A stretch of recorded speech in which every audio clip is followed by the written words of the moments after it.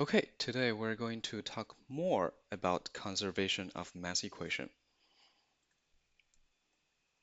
forms of mass rate balance, which is just conservation of mass equation.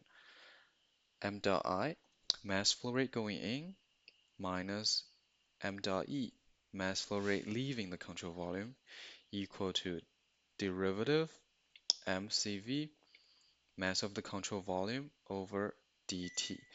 This is the equation we developed last time.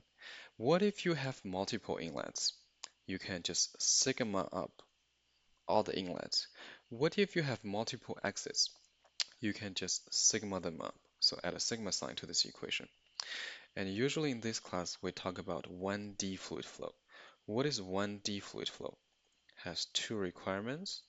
The first one is the flow is normal to the surface. It's perpendicular to the surface.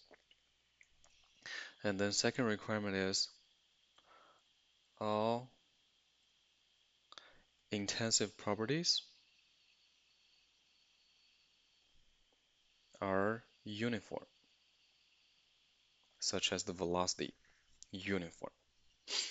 That's the first thing we talk about. What is 1D fluid flow? And that's the only case we talk about in this class. And then second one we talk about is steady state.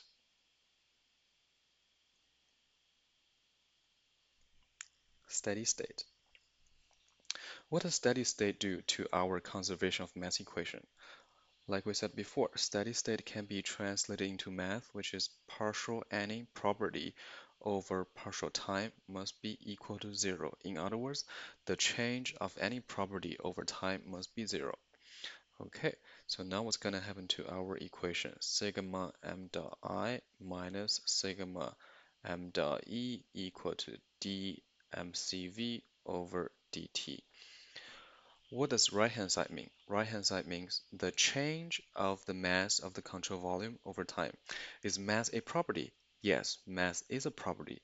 And then because it is a steady state, so no property should change over time. That's why right-hand side, the change of the property over time must be 0. Right-hand side must be equal to 0 because it is steady state. Mass does not change. So from here, we can write sigma m dot I must be equal to sigma m dot E. What does that mean? That means total mass going into your system must be equal to the total mass leaving your system. For example, if you have a bank account, that means the total money you deposit is equal to the total money you withdraw. Okay, so the bank account balance doesn't change.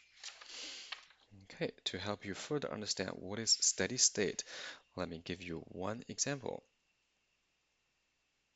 This is a very simple example about concepts. There's no calculation here. So now here you have a converging duct. Converging duct. You have mass flow rate m dot I going inside. You have mass flow rate m dot E leaving. And we tell you the velocity profile looks like this. It's parabolic.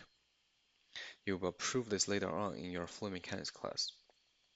This is the velocity profile at the inlet, where at the center you have the highest velocity, and on the boundary you have velocity equal to 0.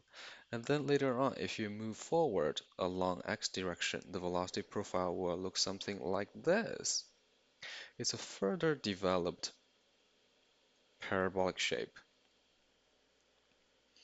Okay, so now we tell you it's steady state. So m dot I, the total mass going in, must be equal to m dot E, the total mass leaving. So you can just call it m dot because they're the same. And now based on our equation, m dot is equal to rho times v times a. Rho is density, so density does not change. And we know mass flow rate is conserved. It's not changing because it's steady state.